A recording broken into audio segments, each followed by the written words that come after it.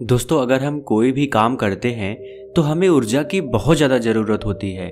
आप महसूस भी किए होंगे कि जब आप बीमार होते हैं तो आपकी ऊर्जा बहुत ही कम हो जाती है और आप चाह करके भी कोई काम नहीं कर पाते हैं। आप दिन रात बिस्तर पर ही लेटे रहते हैं और आपका बिस्तर पर से उठने का मन ही नहीं करता। और अगर आपकी ऊर्जा कम है तो आप पढ़ाई भी करेंगे तो आपको बहुत ही जल्दी नींद भी आ जाएगी। आपका पढ़ने लिखने का मन बिल्कुल भी नहीं करेगा और किसी भी कार्य में भी आपका मन नहीं लगेगा। आपको बहुत ही जल्दी थकावट लग जाएगी। इसलिए शरीर में ऊर्जा का होना बहुत ज़्यादा ज़रूरी होता है। जिस इंसान के शरीर में जितनी अच्छी ऊर्जा होती है वह उतना ही चुस्त दुरुस्त और फुर्तीला होता है। उसका शरीर उतना ही अच्छे तरीके से काम करता है। लेकिन जिस भी व्यक्ति के अंदर ऊर्जा की कमी रहती है उसका मन बहुत ही निराश और हताश रहता है। वह चिंताओं में डूबा रहता है। उसका कोई भी काम करने का मन ही नहीं करता और उसे तमाम तरह की बीमारियां जकड़ लेती हैं। इसलिए शरीर में ऊर्जा का होना अति आवश्यक है। मित्रों, आज की इस वीडियो में हम ऊर्जा बढ़ाने के तरीकों के बारे में आपको बताऊंगा, जिसे जान और समझ लेने के बाद आप खुद अपने अंदर की ऊर्जा को बढ़ा सकेंगे और खुद आप तरोताजा महसूस करेंगे। आपके शरीर के अंदर फुर्ती आ जाएगी। तो मित्रों, इस वीडियो को छोड़ करके कहीं जाइएगा नहीं। मित्रों, प्राचीन समय में नर्मदा नदी के किनारे बसे एक आश्रम में रोज की तरह गुरु अपने शिष्यों को तरह तरह की विद्याएं सिखाया करते थे। कुंडलिनी योग से लेकर के ध्यान करने तक वह सारी विद्याएं अपने शिष्यों को सिखाया करते थे। उन्हीं शिष्यों में एक निर्मल नाम का एक शिष्य था जिसका व्यवहार अन्य शिष्यों से बिल्कुल अलग था। उसके शरीर में ऊर्जा रहती ही नहीं थी। वह हर समय थका थका सा रहता था। एक बार की बात है, गुरु रोज की तरह अपने शिष्यों को ज्ञान का उपदेश दे रहे थे। उपदेश के बीच में ही निर्मल को नींद आ गई और गुरु की नजर अचानक निर्मल पर पड़ गई। फिर गुरु को गुस्सा भी आया। गुरु डांट कर बोलते हैं कि निर्मल, तुमने रात को ठीक से सोया नहीं था क्या, जो तुम्हें अभी इसी वक्त नींद आ रही है।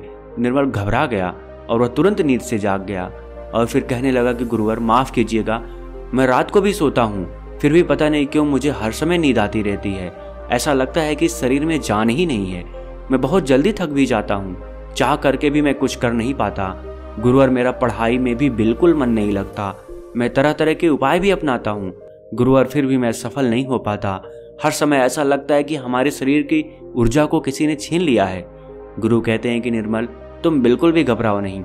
आज तुम्हारे साथ साथ मैं सभी शिष्यों को शरीर की ऊर्जा बढ़ाने के तरीके बता रहा हूँ, जिसे तुम सब ध्यान पूर्वक सुनना।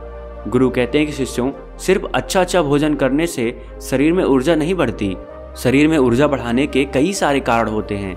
गुरु कहते हैं कि आश्रम में जो अनाज की खेती होती है तो क्या सिर्फ उसमें पानी डालने से फसलें अच्छी तैयार हो जाती हैं? सभी शिष्य कहते हैं कि नहीं गुरुवर, उसमें तो खाद माटी के साथ साथ तमाम चीजें डालनी पड़ती हैं, तब जाकर के फसल अच्छी तैयार होती है। गुरु कहते हैं कि अगर खेतों में पौधों को सिर्फ पानी ही डाला जाए तो क्या फसलों की पैदावार अच्छी होगी? सभी शिष्य कहते हैं कि नहीं गुरुवर, ऐसे में तो फसलें मुरझा जाएंगी। गुरु कहते हैं कि ठीक उसी प्रकार हमारे शरीर की भी हालत होती है। अगर हम सिर्फ खाना ही खाएंगे अच्छा तो भी हमारे शरीर में ऊर्जा नहीं पैदा होगी। अच्छी ऊर्जा पैदा करने के लिए कई सारे तरीके होते हैं। उनमें पहला तरीका है कम खाने की आदत डालो। सभी शिष्य गुरु की इस बात को सुन करके आश्चर्यचकित हो जाते हैं कि गुरुवर, अगर हम लोग बहुत कम खाना खाएंगे तो फिर हमारे शरीर में ऊर्जा कहाँ से आएगी? गुरु कहते हैं कि यही तो आज तक तुम सब समझ ही नहीं पाए। लोग सोचते हैं कि ज्यादा खाना खाएंगे तो शरीर में ताकत बढ़ेगी। ऐसा कुछ भी नहीं होता है। आप खाना पर्याप्त मात्रा में लीजिए, बल्कि मैं तो यह कहूंगा कि जितना आपको भूख है उससे थोड़ा कम ही खाइए। इससे क्या होगा कि जो आपके शरीर की प्राण ऊर्जा है वह भोजन को जल्दी से पचा देगी और जो बाकी ऊर्जा बचेगी वह आपके शरीर की टूटी फूटी कोशिकाओं की मरम्मत करने में मदद करेगी। इससे आपके शरीर की प्राण ऊर्जा को आपके शरीर की देखरेख करने के लिए बहुत समय मिल जाएगा। और आप जब खाना पर्याप्त मात्रा में लेते हैं, बहुत ज़्यादा खाना नहीं खाते हैं, तो आपका शरीर हल्का रहता है। और जब आपका शरीर हल्का रहेगा, खाना बहुत अच्छे तरीके से पच जाएगा, तो बाकी लोगों की अपेक्षा आप बहुत हल्का और ऊर्जावान महसूस करेंगे। गुरु कहते हैं कि जो लोग ज़्यादा खाना खाते हैं उनके शरीर की सारी ऊर्जा सिर्फ खाने को ही पचाने में लग जाती है और कई घंटों तक तो उनका खाना पचता ही रहता है और ठीक से उनका पाचन भी नहीं हो पाता। पेट उनका भारी भारी सा रहता है। लेकिन जो व्यक्ति कम खाते हैं उनका पाचन बहुत ही जल्दी हो जाता है और फिर बची हुई प्राण ऊर्जा शरीर की टूटी फूटी कोशिकाओं की मरम्मत करती रहती है। ऐसे लोग बहुत ही ऊर्जावान महसूस करते हैं। तुमने अजगर को तो देखा ही होगा। अजगर खाना खाने के बाद कई घंटों तक या यूं कहें कि कई दिनों तक यूं ही अस्वस्थ पड़ा रहता है, उसके शरीर की फुर्ती ही चली जाती है। ऐसे ही हम सब के साथ होता है। अगर हम ज्यादा खाना खाएंगे तो हमारे शरीर की सारी प्राण ऊर्जा पूरे दिन रात सिर्फ उस खाने को पचाने में लगी रहेगी। लेकिन अगर हम खाना पर्याप्त मात्रा में खाते हैं या जितना हमारी भूख है उससे कम खाते हैं तो हमारे शरीर की बची हुई प्राण ऊर्जा हमारे शरीर की टूटी फूटी कोशिकाओं की मरम्मत करने में लग जाती है।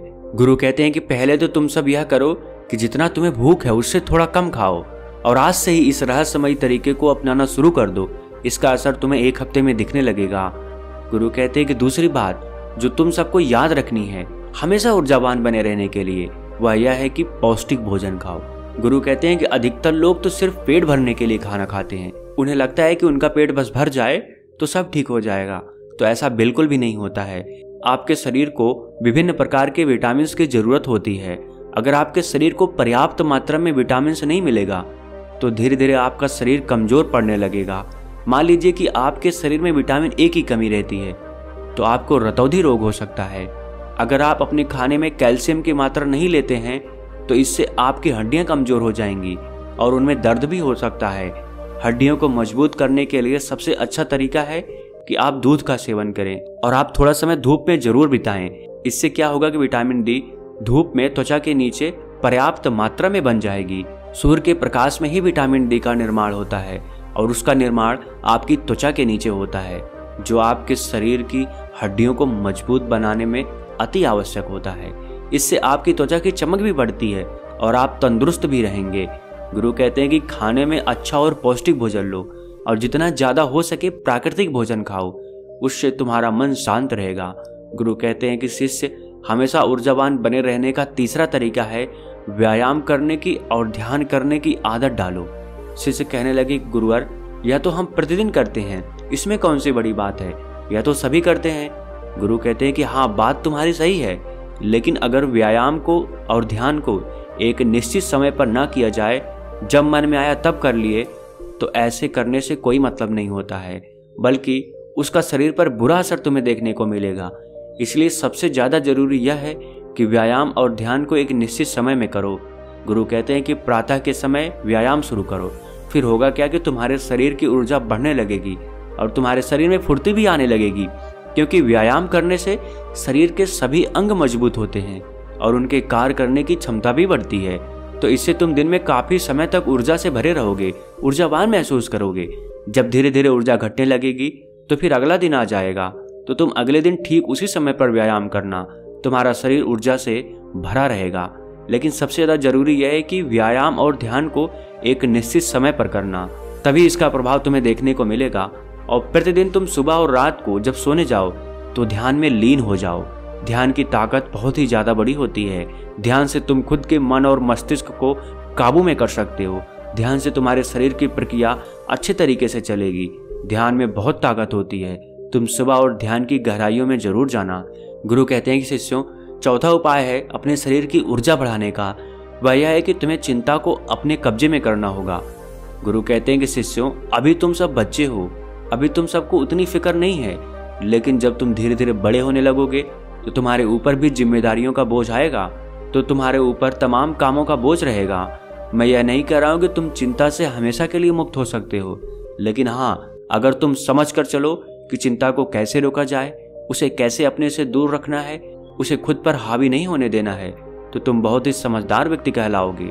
क्योंकि चिंता ही एक ऐसी बीमारी है जो तुम्हारे शरीर को हर वक्त जलाती रहती है। जो व्यक्ति जितना गहराई से और जितना अंदर से चिंता करता है वह बहुत ही ज्यादा परेशान रहता है।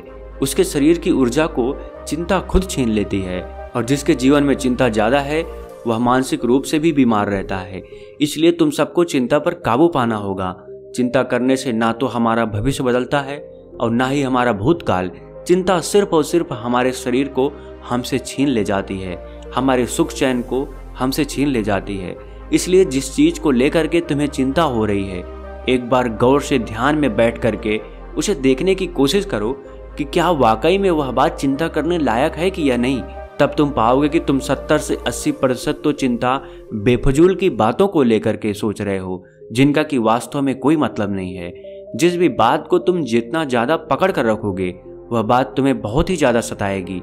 इसलिए जो हो रहा है उसे होने दो, क्योंकि अगर तुम्हारा शरीर स्वस्थ रहेगा, तुम ऊर्जावान बने रहोगे, तो तुम चिंता से भी निपट लोगे। इसलिए शिष्यों, अगर तुम्हें ऊर्जावान बने रहना है तो चिंता को अपने काबू में करना होगा, और इसके लिए आप प्रतिदिन ध्यान और व्यायाम की क्रिया जरूर शुरू करो। गुरु कहते हैं कि हमेशा ऊर्जावान बने रहने का 5वां नियम है समय की गति के अनुसार चलो।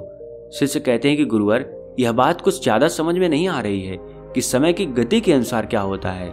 गुरु कहते हैं कि जब सुबह होती है तो चिड़ियां चहचहाने लगती हैं, पौधों के फूल खिल जाते हैं, पत्तियां हरी भरी हो जाती हैं, वह भी सूर्य के प्रकाश में अपने भोजन का निर्माण करने लगती हैं, कलियां भी खिलने लगती हैं और चारों तरफ पेड़ पौधे ऊर्जा से भर जाते हैं।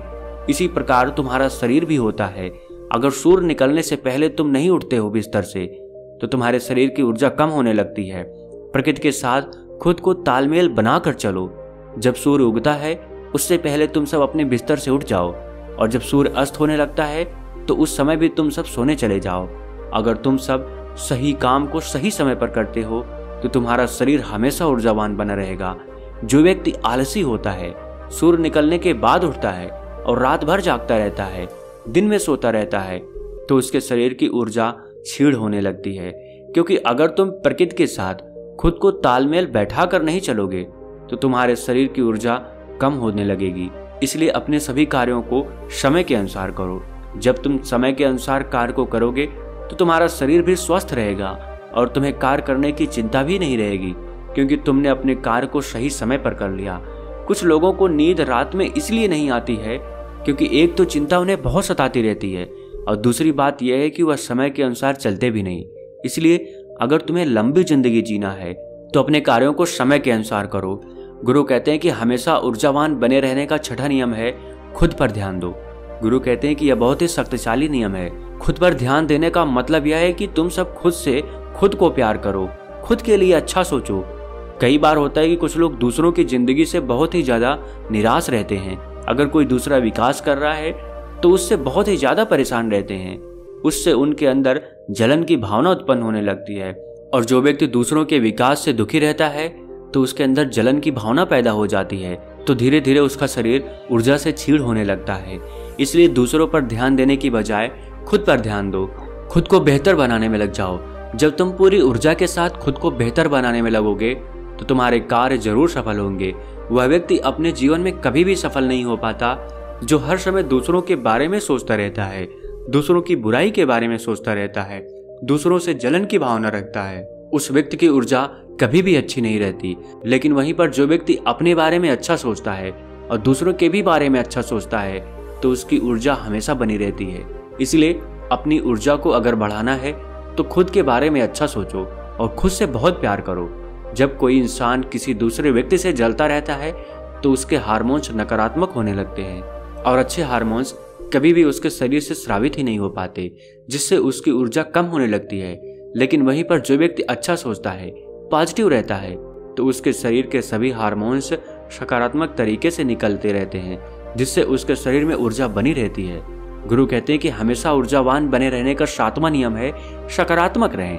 कैसे भी सिचुएशन तुम्हारी जिंदगी में आ जाए, तुम्हें हमेशा सकारात्मक बने रहना होगा। जो व्यक्ति जितना ज्यादा सकारात्मक होता है उसकी सोच उतनी ही ज्यादा सकारात्मक होती है, वह उतना ही अच्छे तरीके से परेशानियों से निपट सकता है। लेकिन जिसके दिमाग में हमेशा नकारात्मक बातें ही भरी रहती हैं, वह नकारात्मक बातें ही सोचता रहता है, तो उसकी ऊर्जा लगातार नीचे की तरफ बहती रहती है, जिससे उसके शरीर की ऊर्जा धीरे धीरे क्षीण होने लगती है। लेकिन जिस भी व्यक्ति के अंदर सकारात्मक भावनाएं पैदा होती है, सकारात्मक बातें वह सोचता है, तो उसके अंदर की ऊर्जा ऊपर की तरफ बहती है, और जब ऊर्जा ऊपर की तरफ बहती है तो वह किसी भी कार्य पर, किसी भी तथ्य पर बहुत ही अच्छे तरीके से सोच पाता है, और जब वह किसी कार्य को करता है तो उसमें वह सफल जरूर होता है। इसीलिए शिष्यों, हमेशा सकारात्मक बने रहना बहुत ज्यादा जरूरी होता है। जरूरी नहीं कि हर पल आप सकारात्मक ही रहें, लेकिन अगर आपकी सोच सकारात्मक है तो आप तमाम तरह की मुश्किलों से पार पा सकते हैं, मुश्किलों को अपनी जिंदगी से हरा सकते हैं। इसलिए सकारात्मक सोच के साथ आगे बढ़ने का प्रयास जरूर करो।